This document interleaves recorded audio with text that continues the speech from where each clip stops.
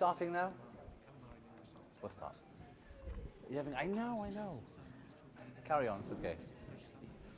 Okay then. This particular session was titled International Incidents, which is, by the way, a fantastic cocktail if you've never tried it. I discovered it by accident one day. It's really nice. But international incidents and the spread of cyber hate, it's kind of about international incidents in the sense that it's about the Woolwich attack. And you could argue that in some way or another is an international incident, certainly a key national incident, and was certainly related to the spread of hate following it. What I want to talk about basically is a piece of research that we did that collected data following the attack using social media. So we basically took data from Twitter during the attack, just after it, and for 2 weeks following. You can do this, and you can all do this now, because we've designed some software for you to use for free via what we call the Cosmos platform, the Cardiff Online Social Media Observatory. We basically designed the platform for academics, but for also public sector and third sector users. A key problem we identified about 3 years ago was that large corporations like Twitter and Facebook were generating tons and tons of socially relevant data, but academics and researchers in government couldn't get access to it. But Facebook and Twitter could, because it's their data, and they were hiring social scientists to analyze these data within their corporations, publishing articles, leaving the rest of us behind. And we were in some kind of what was dubbed an empirical crisis, if you like, in social sciences, that we were still using old-fashioned surveys and interviews, which is still fantastic, and we'll still go on using those, but we weren't using the most up-to-date data from social media sites. And the great thing about social media data is it comes in very, very, very quickly, by the second, and it comes in massive amounts of volume. For example, I think Facebook generates around about 500 terabytes of data daily, and if you compare that with this very interesting figure, all of the data ever collected in the UK, ever, including the census, amounts to no more than 15 terabytes. 15 terabytes. So Facebook produce 500 a day, and all the data in the UK collected by government and academia amounts to about 15 terabytes. So the volume is staggering. But of course, there are lots of problems with these data. In terms of Twitter, they're limited to 140 characters, so they're impoverished. Other types of issues are, for example, people are terribly sarcastic when they tweet, and we're not entirely sure if what they're talking about is valid to our research question. But despite those issues, which we do deal with in other ways, I won't go on about them today, we thought we need to develop some kind of platform that democratizes access to these data for academics, third sector organizations, to empower them in terms of evaluating possibly their own policies, monitoring the spread of hate speech post-events, or answering social science research questions. And this is an example of what the platform looks like. It allows you to connect straight into Twitter's API, their application program interface, and you can essentially set up several searches for keywords or key terms or hashtags, or you can ingest their random 1% data stream. You can get data from Twitter for free, as long as you don't go over their 1% limit. As Nick said earlier, about 500 million tweets are published daily. About 30 million of those possibly come from the UK. I could be wrong, if I'm up to date. Who knows? That's the last figure I heard anyway. Apparently there's 15 million Twitter users. Each, on average, post 2 tweets a day, amounting to, say, 30 million tweets coming from the UK. We know, for example, that around about 500,000 geocoded tweets are produced per day out of the UK. Not everyone geocodes their tweets. About 1% of the whole Twitter population tend to do that, but it varies by event. Geolocation is really important for analysis because it allows us to pinpoint where something is coming from. So we can start to pinpoint hotspots if we're looking at racist tension or whatnot. So this is a quick snapshot, basically, of some data we collected following the Woolwich attack. We used the key term Woolwich. We heard that it had happened, and we immediately started collecting. You can do this retrospectively. You can buy data from Nick, not personally. From Nick, he doesn't carry it around in a satchel. But you can ask Twitter for data via their reseller GNIP. never know if I'm saying that right, but that costs money, and it can be quite expensive. But Twitter are quite nice to academics, and they do have competitions where you can get data for free. But if you collect it in real time and you know what you're looking for, you know what keyword terms you're looking for, then it's free, as long as you don't go over that 5 million limit per day, and you probably won't, unless you're looking for X Factor or Strictly Come Dancing. Then you probably will go over the 5 million. So what we have here is a quick snapshot. I'll get up here so I can point at it. A quick snapshot of tweets within the first hour after the attack. And there are some academics that have basically looked at the impact of disasters, and they've split up those time zones following a disaster into 3 chunks, and they call them impact, inventory and reaction. So it's how individuals react to disasters after they've occurred. So the impact is more or less the first hour after an incident happens, defined as during which the disaster strikes, and in the immediate aftermath there is an organized response to death. So this is a space where possibly the spread of rumor can begin to happen, and the spread of hate. What we see here is that we have a degree of speculation in the content of the tweets. There's no mention of the name of the perpetrator or the name of the victim. We just get some loose information, probably based around the YouTube video was uploaded within about 20 minutes of the attack happening. And we also see some geolocated tweets emerging around the center of the map, London, and around Woolwich. Then we go on to what we call the inventory stage, where we start to get more detail on the attack, during which those exposed to the disaster begin to form a preliminary picture of what has happened. We see a massive spread of communication all over the UK now. This is within the first, essentially the first 4 days following the attack. So the press have got heavily involved, and people are now retweeting different accounts, not just witness accounts and so on. A dense hotspot emerging around Woolwich, and it's also now spreading towards Manchester, obviously the location of Lee Rigby's family. He was from Manchester originally, and other major population areas, Birmingham and South Wales.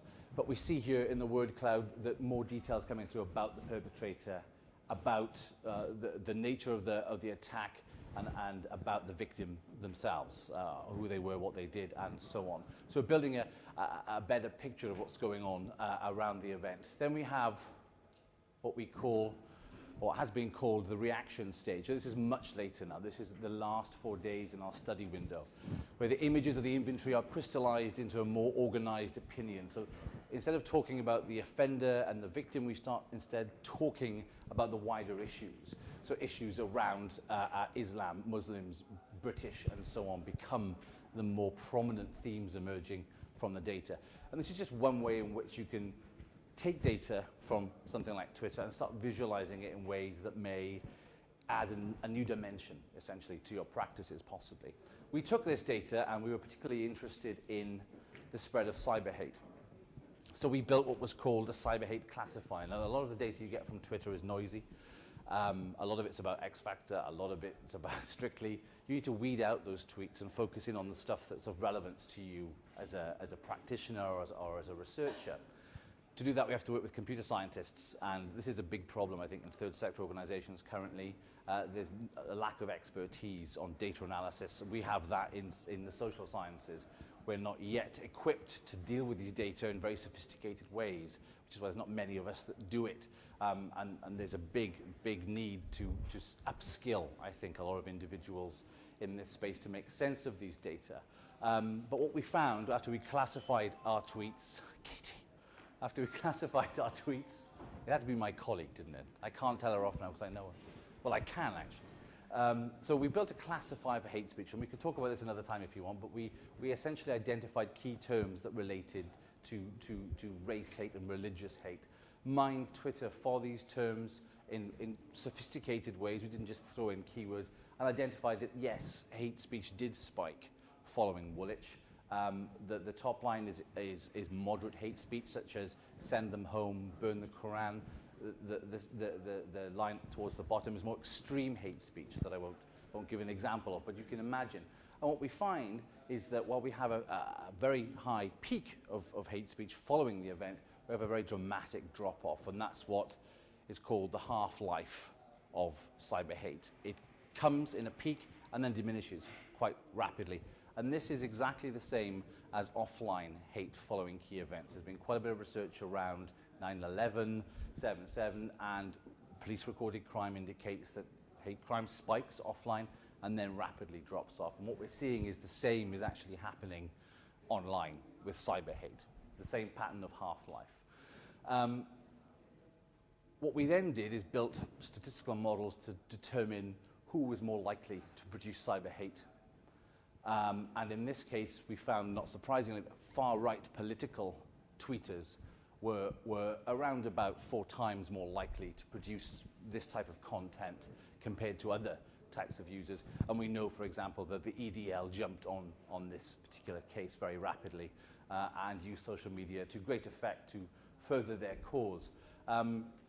Interestingly, the more press headlines that there were in newspapers, the more cyber hate there was. So the more press headlines offline in conventional newspapers spurred people to turn to the internet and start using cyber hate, which is an interesting link between traditional press and online press.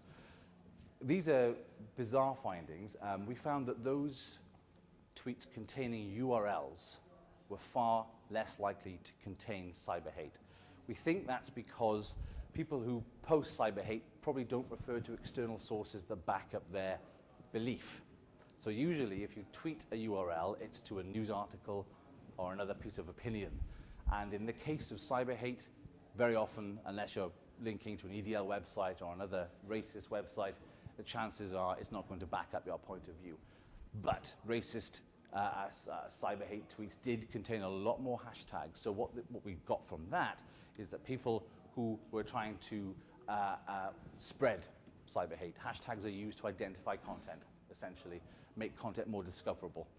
And individuals were using hashtags in an attempt to make their content more discoverable. We also looked at what made cyber hate more retweeted. So retweet is a function in Twitter that has your message spread, and we took 2 measures: volume, so how many times it was retweeted, but also time or survival, how long did it last in the ecosystem in the 2 weeks following the event. So there are 2 measures, if you like, of penetration: the size in terms of volume, number of retweets, and the length of time that tweet was in the ecosystem in our study window. Interestingly, we found that tweets from the police were far more likely to last in that, in terms of size. So the police were retweeted more than anybody else, followed by the media. So it's an interesting point about notions of counter-narrative and counter-speech. What's the most likely or best vehicle for spreading information to counter cyber hate? Our research would suggest police channels are very useful in those circumstances. In terms of cyber hate, it didn't get retweeted that much. So while it was produced, it wasn't being retweeted. It was far less likely to be retweeted than anything else. So if you produced a cyber hate tweet, the chances are it's not going to get retweeted, which is an interesting and counterintuitive finding, because we went in thinking that cyber hate would spread, not just be produced, but would spread by being forwarded by other people.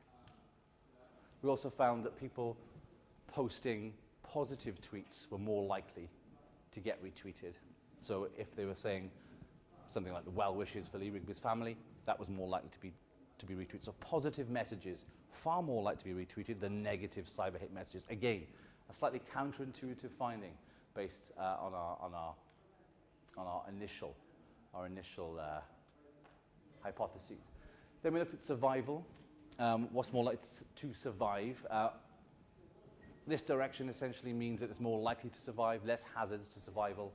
I won't go into why, but again, police tweets were far more likely to survive the longest in the study window. Again, a good example of essentially who to piggyback on if you're trying to spread counter-hate narratives. But interestingly, the far-right political groups were also surviving for a while. They weren't surviving in terms of size, they weren't being retweeted, but they were surviving in terms of the longevity. And what we found when we looked deeper into the data was that they were retweeting each other over time. So the EDL and the BNP and all the various individuals were connecting with each other on Twitter, retweeting each other, because there's not many of them. They didn't explode in terms of size, but because they're a tight-knit community, they were retweeting over the 2-week window. So what was there that was racist, was deemed as cyber hate, was small in volume, but lasted the whole study window because of this core group of individuals who were reinforcing each other's message, essentially.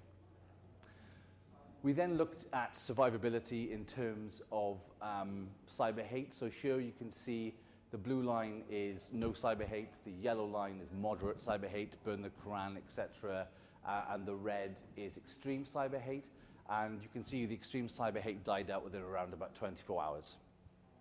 Within about 24 hours. So the window to reduce extreme cyber hate after an event like this is the first 24 hours, which is no surprise, I think, to policing folk in the audience. That 24 hours is pivotal and key, I think, in any investigation and looking for secondary offences. The more moderate cyber hate, you're looking at more around about 36 hours and so on. And then we looked at the survivability of tweets from different types of Twitter users. So news agents in blue lasted the longest. But what's interesting here is the tussle between the police in red and the far-right political agents. First of all, you see the far-right are far more prominent in terms of survivability in the first 24 hours, and then the police agents eventually take over. So we have this battle, essentially, between the far-right and the police in terms of the narratives that they're posting on Twitter. But both actually die out rather quickly. Based on the analysis that we did, we began to think about reasons for cyber hate dying out so quickly. Why was it dying out within the first 24 hours? Why wasn't it being prolonged? And part of our hypothesis, which we need to test going forward, is the presence of counter-speech and the dominance of the police and media channels on social media, and the fact that they were retweeted most and they lasted longest in that study window. So we hypothesized that counter-speech being offered by the police, but also by the media and by general citizens, may be having an effect on reducing the amount of cyber hate being propagated. And in doing so, we looked at the kinds of counter-speech that were present in our data set. And this is the end of this presentation now. What we found there were 4 ways in which people could respond. Some were more successful than others. Some had negative consequences, some had more positive consequences. First of all, we saw the attribution of prejudice, such as shame on EDL racists for taking advantage of this situation, which is a more general comment and not directed at any particular individual. We had claims making and appeals to reason. This has nothing to do with Islam. Not all Muslims are terrorists. Then we had requests for information and evidence. How does this have anything to do with the color of someone's skin? And then lastly, insults. There are some cowardly racists over there, and that's a tame one. Usually the insults were far worse. The first 4 seemed relatively quite successful in stemming the spread of hate. The last one seemed to produce more hate on top of more hate, on top of more hate. And by far, the insults and the attribution of prejudice were the most popular forms of counter-speech that we encountered in our data. And they were the 2 that tended not to be so effective at stemming the speech. We're doing a new project now looking at other forms of hate, homophobic, disability hate on Twitter, and looking at how people are interacting and using counter-speech and trying to build a model of counter-speech to see how effective it actually is. So the 2 questions I had for the workshop were, how do we best monitor events to trace public reaction using social media? So what are the limitations? I mean, as an organization, would it make sense for you to be monitoring social media in some way, be it looking for bullying in schools or in relation to your students, or if you're a race charity looking for race-related tweets? We're doing work with CST right now, Community Security Trust, looking for anti-Semitic content, and they're looking at building a solution within their organization in London to monitor anti-Semitic content. So what are the key challenges? Is it skills related? Is it technology related? And then how might you respond to cyber hate? Is counter-speech the best option for us Or should we be using legislation more effectively, and so on? Or you can ask your own questions. It's up to you. I'm aware that some of this stuff has already been talked about in previous sessions anyway. Cheers.